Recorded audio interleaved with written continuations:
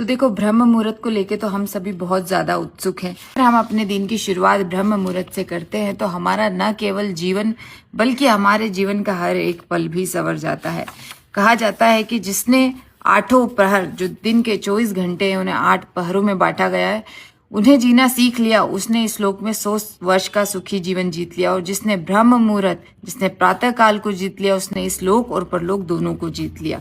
तो इसकी शुरुआत होती है ब्रह्म मुहूर्त से। सुबह 3 से 6 का जो समय होता है, यानी कि जो 8वां पहर होता है दिन का, उसे कहा जाता है ब्रह्म मुहूर्त। 8वां पहर और उनके अनुसार दिनचर्या में इस वीडियो के लास्ट में ऐड करूंगी।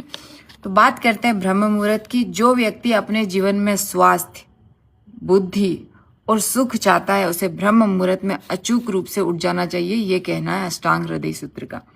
ब्रह्म मुहूर्त को कहा जाता है 8 पहरों का राजा, इसलिए कहा जाता है कि ये एक ऐसी निशुल्क औषधि है जो आपको कभी बीमार होने ही नहीं देती है। इसलिए कहा जाता है कि 100 दवा भोर की एक हवा, अर्थात एक मॉर्निंग 100 मेडिसिन के बराबर होती है। हम ब्रह्म मुहूर्त में उठते हैं तो न केवल हम दीर्घायु होते हैं बल्कि हमारे अंदर बल और तेज भी आता है।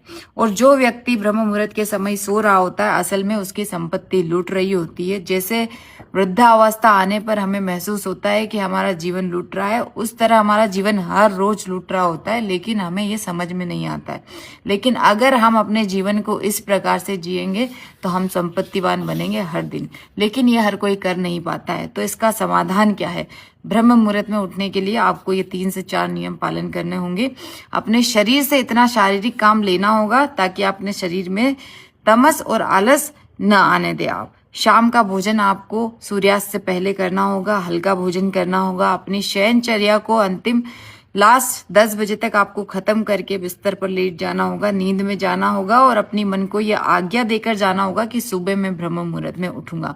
ऐसा आपको अचूक रूप से 5 से 6 दिन करने पर आप ब्रह्म मुहूर्त के एहसास में आने लगेंगे और ऐसी दिनचर्या पाने लगेंगे। धन्यवाद।